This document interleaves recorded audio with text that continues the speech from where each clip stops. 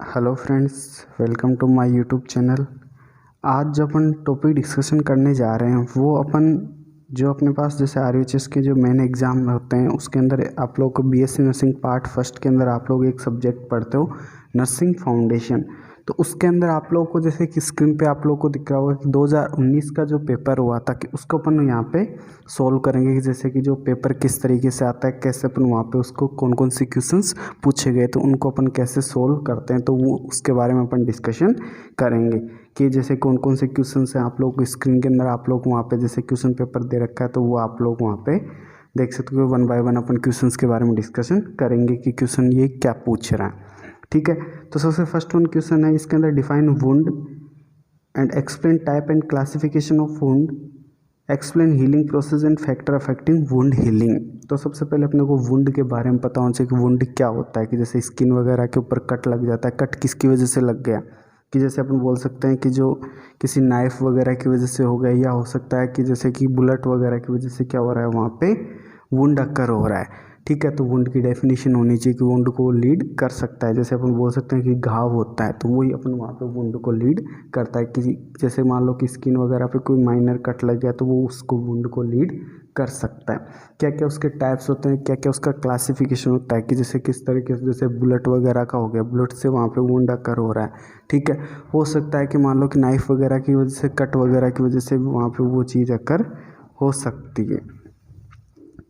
Next बात करें इसके अंदर कि जैसे कि क्लासिफिकेशन टाइप्स हो गया, उसके बाद में आता है हीलिंग प्रोसेस। हीलिंग प्रोसेस क्या क्या होते हैं, कैसे वहाँ पे वुंड हील किया जाता है। जैसे इसके अंदर अपन बोल सकते हैं इन्फ्लामेटरी प्रोसेस हो गई, प्रोलिफरेटिव प्रोसेस हो गई और रिमॉडलिंग प्रोसेस हो गई। ये इसकी जैसे प्रोसेस होती है कि जैसे कोई भी वुंड हो गया उसको कैसे वो हील होता है, कैसे वहाँ पे उसका ड्यूरेशन रहता है, कि कैसे अपन उस चीज़ को वहाँ पे क्या कर रहे हैं, हील कर रहे हैं।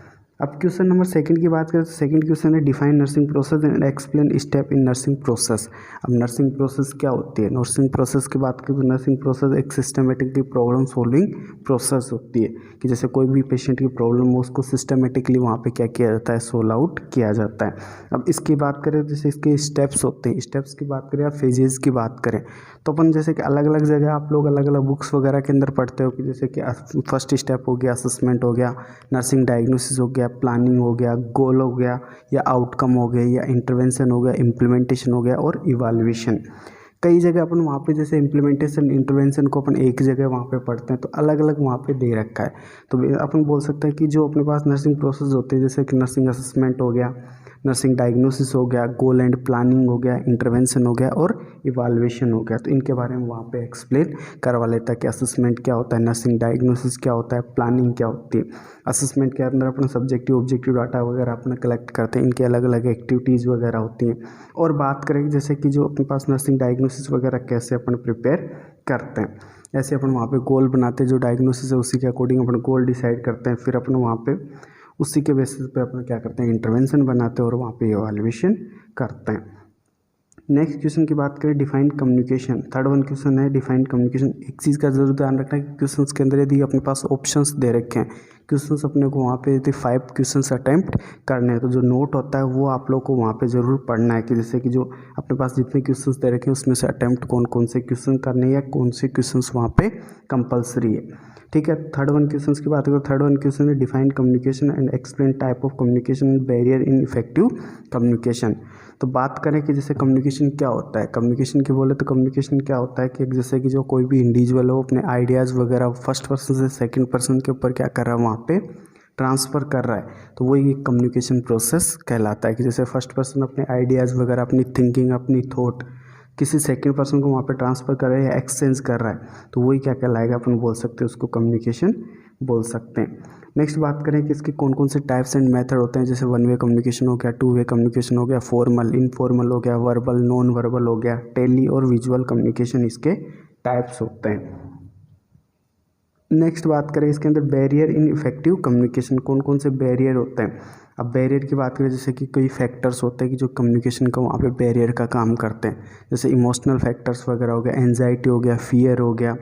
और अपन इसके अंदर जैसे बोल सकते हैं कि जो फैक्टर्स होते हैं एनवायरमेंटल फैक्टर्स वगैरह हो गया, कि जो किस चीज़ को लीड कर रहे हैं वहाँ पे बैरियर का काम करेंगे। लैक ऑफ नॉलेज हो गया, लैंग्वेज बैरियर का काम कर सकती है, तो ये कुछ बैरियर्स वहाँ पे अपने को लिखने होते हैं। क्वेश्चन नंबर 4 की बात करें तो explain physiology and regulation of body temperature and explain procedure of assessment of body temperature.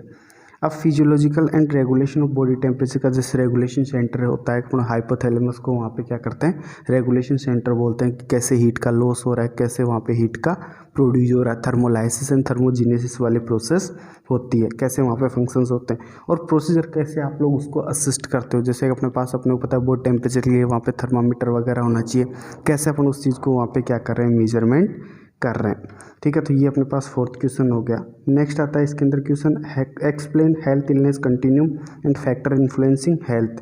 तो अब अपने को यहाँ पे पता होना चाहिए कि हेल्थ इलनेस कंटिन्यूम मॉडल क्या होता है।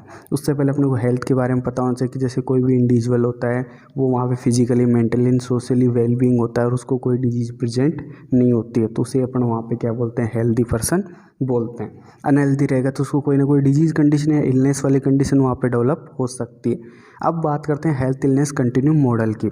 आप लोग हेल्थ इलनेस कंटिन्यू मॉडल वगैरह भी आप लोग अपने जैसे इसी अपने चैनल पे आप लोग देख सकते हो कि वहाँ पे आप लोग को कि डिस्क्रिप्शन के अंदर मैं आप लोग को लिंक दे दूँगा, वहाँ पे आप लोग ये क्वेश्चंस वहाँ पे देख सकते हो।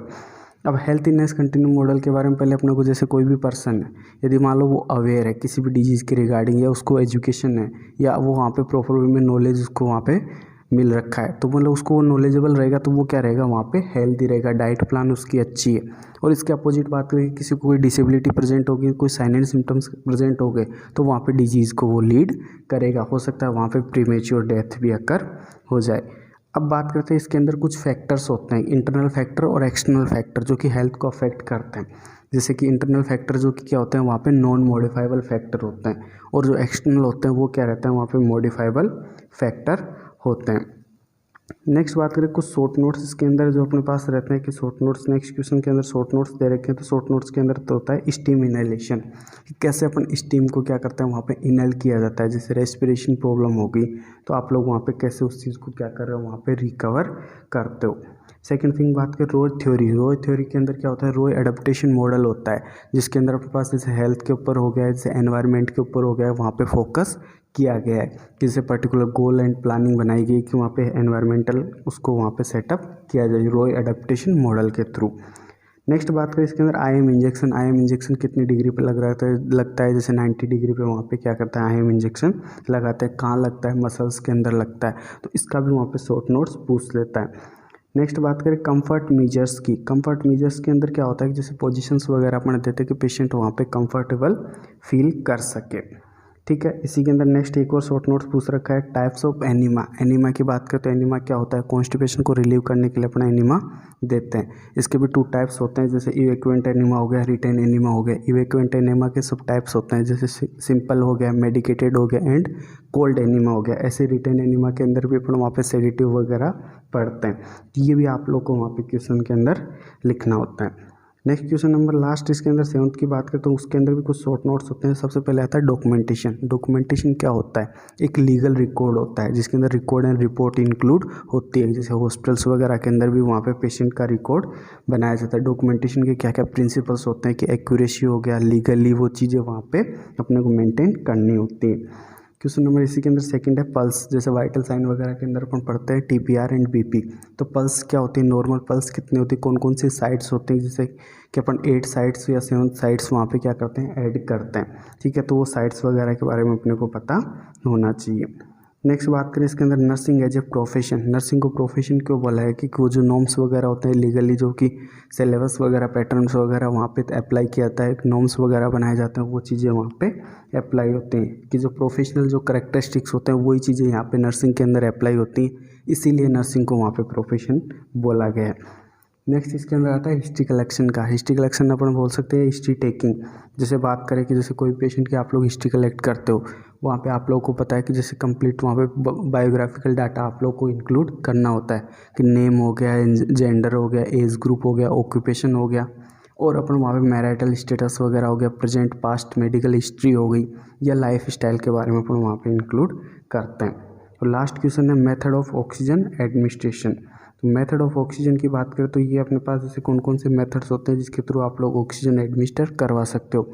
जैसे कि अपन बोल सकते हैं मास्क हो गया, मास्क के अंदर भी अपना अलग अलग जैसे वेंचुरी मास्क वगैरह हो गए, तो अलग अलग मास्क के थ्रू भी अपना वहाँ पे क्या कर सकते हैं, ऑक्सीजन इनहेल करवा सकते हैं। तो मास्क के थ्रू हो गया, ऑक्सीजन टेंट के थ्रू आप लोग क्या कर सकते हो, ऑक्सीजन एडमिनिस्टर करवा सकते हो। और बात करें इसके अंदर, जैसे कि ये था अपने पास, जैसे कि जो 2019 के अंदर आप लोग के जैसे RUHS का जो एग्ज़ाम हुआ था उसका सोल्व पेपर, जो नर्सिंग फाउंडेशन सब्जेक्ट होती है उसको अपन ने सोल्व किया है। ठीक है, तो ये अपने पास था कि जैसे कि जो नर्सिंग फाउंडेशन का क्वेश्चंस आता है तो आप लोग को वैसे वहाँ पे प्रिपेयर होना है। Thanks all of you.